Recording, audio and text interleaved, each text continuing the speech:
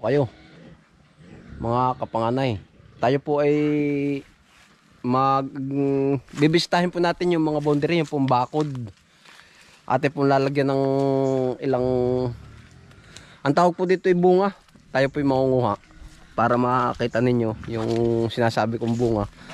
Ang ginagamit po namin pambako dito talaga yung gayon. Ngayon po naman ay atin pong huhulipan. Marami na po dito nung pambakod na gayon. At tayo po sama-sama.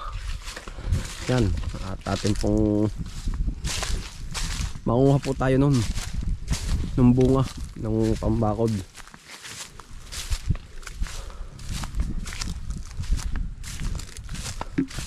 Tayo pong ating lalagyan.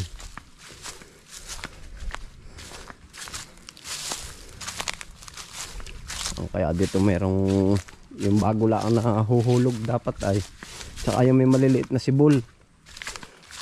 Yan, ito po mga kapanganay yung ginagawa natin pambakod. Yung pong ganitong puno. Yan, ito po, yan.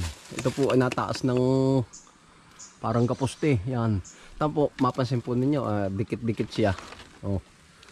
Ito po ay bumubunga po ito ng marami po ang bunga. Yung para po bang ganito.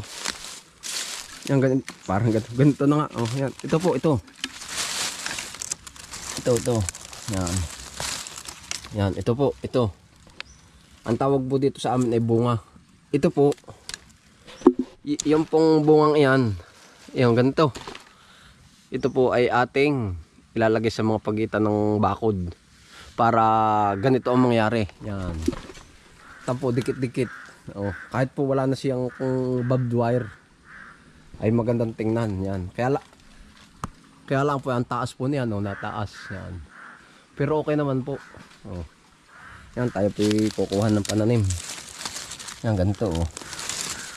Yan. At atin pong ilalagay sa mga oryahan yung mga wala pang tanim na yung pong wala pang ganito. Meron pong pagitan na wala pang lagay na ganito ay.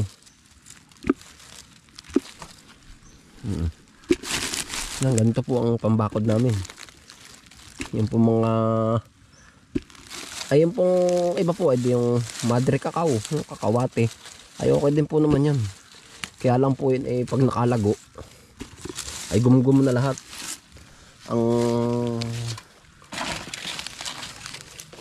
Ang taniman. Ito po ay isang diretso lang pataas, parang niyog. Hindi, ito po naman ay nabibili rin po ito. Gawa po ng dito po sa amin. Alam mo yung ganito po. Yung pong ganito.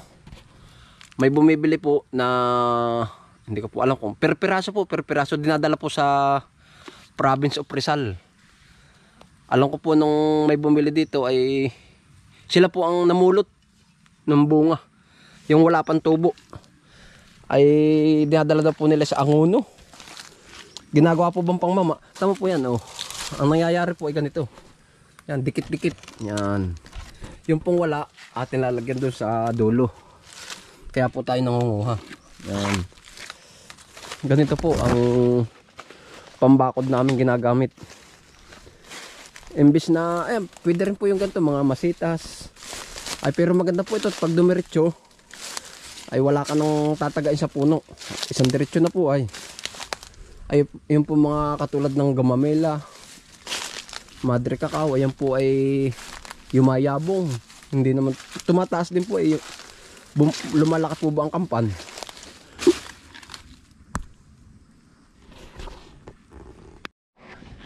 Yung pong ganitong bunga, yung ganito ay ayon po dun sa bumili sila po nang mulot dito ay ginagamit po ba pag nganganga.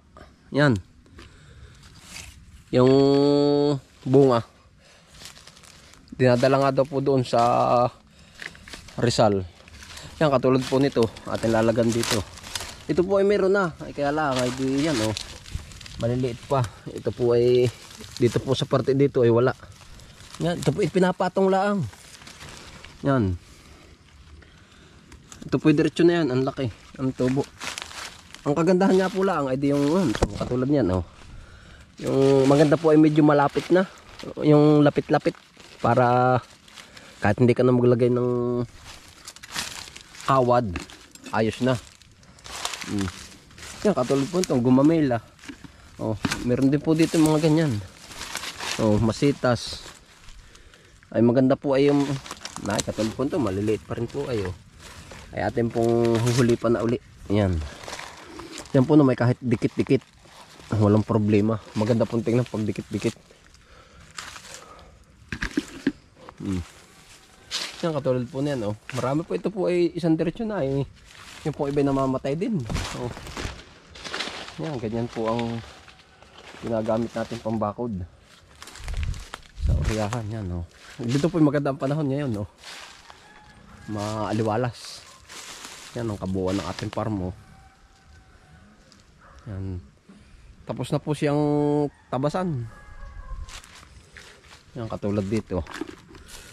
Atin pong lalagyan na yan. Yan. Kahit po yun medyo gubat. Yan, katulad nito.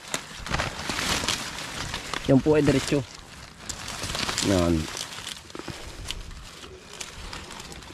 Diretsyo na po yan. Hindi po alagain. Yung ganitong pambakod. Wala nang repair yan. Tampo, oh. Ang tataas. Maganda nga po. Dikit-dikit tayo.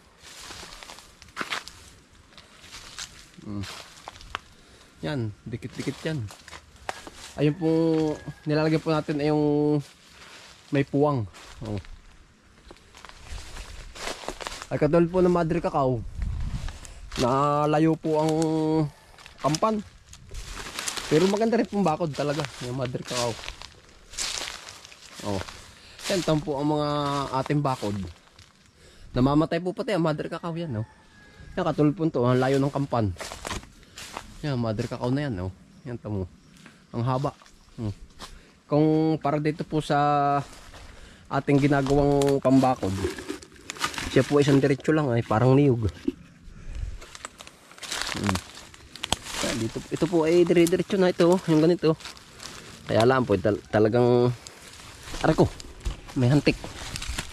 Nangagat. Yan. Yan po ay diyan, ayan. Ang sabi nga po ay kung mapupuno natin ito, ayan, ang ganda lalo tingnan. Meron pong parting namamatay din naman ay. Ngayon po maganda maglagyan ito tag-ulan.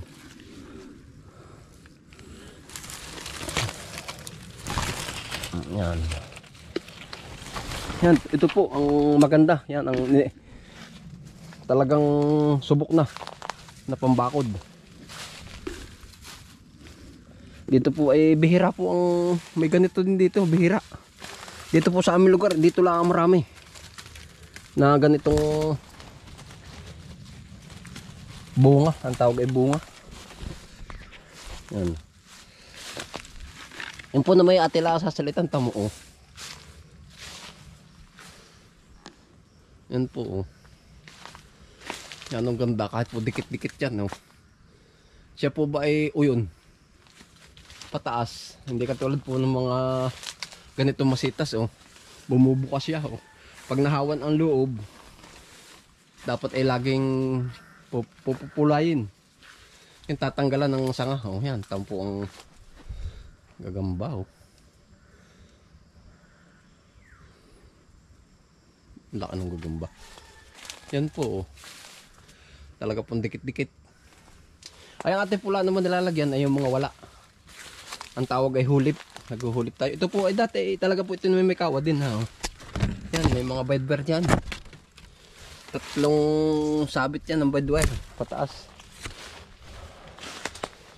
Oh, daming gagamba, oh. Yan, magaganda pala. May mga linyada. Oh. Yan po atin nilalagyan ay wala, oh. Hindi po pare-parehas ay meron pong meron po pong maliliit, meron pong malaki. Gawa nga po ito ako ay hinuhulipan. Pag ganitong, oh, yan, katulad na rin, wala. Ito po. Yan, ito po ay daan na. Yung Yung kabilang ito ay daan, pero atin po lalagyan na ng ganito. Yan oh, daan po yan. Kabilang lugar pa, kabilang area. Yan. Yan ay oras tumubo na. Din eh. Yan.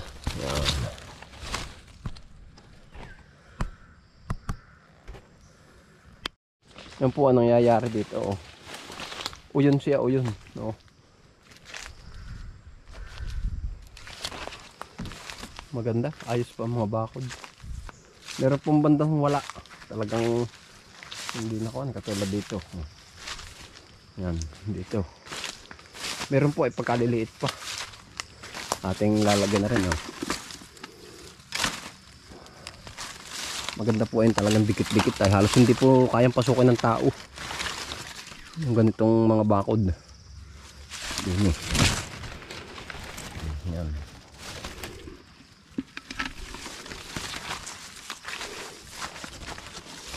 Area din.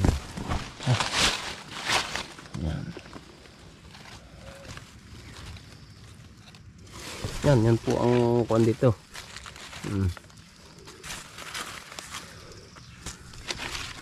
Yan, ganyan po ang ating kuwan dito sa farm. Bakod. Yan po ang pinakamagandang bakod. Kung sa inyo pong lugar ay merong yan siya tawag na bunga, the best yan, no? Pag po dito ay sa totoo lang ay hindi man sa pagkawan, pag ang aalpasan mo dito ay kabayo or kalabaw, kahit po wala yung ganito po mga pugwang yan, kahit po wala na yung kawad, dahil sikip na sila ay oh. Kaya po maganda yung ganyang bakod.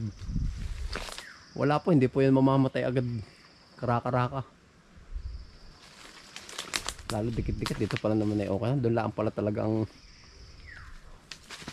may pugwang. Yan no. Ang ganda ng panahon dito. Yan, sabi nga ay maliwalas. Oh. Yan, ito po kanito may mga hulip ng niyog. Yan oh. Ito ating kalamansian. Ito po naman nasa panabi lang. Itong mga niyog wala sa gitna. Nasa tabi. Para uyon pa rin ang niyog. Kumbagay bebe tabi lang.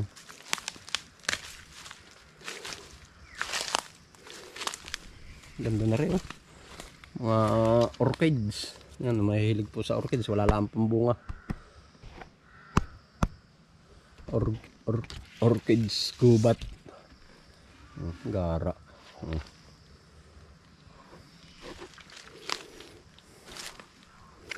Yan po ang ating ngayong ginawang pamamaraan pagbakod. Naghulip. Yan, katulad pa niya, malaki ang puwang. Oh. Yan po ay may lagay na, nilagay na natin. Yan.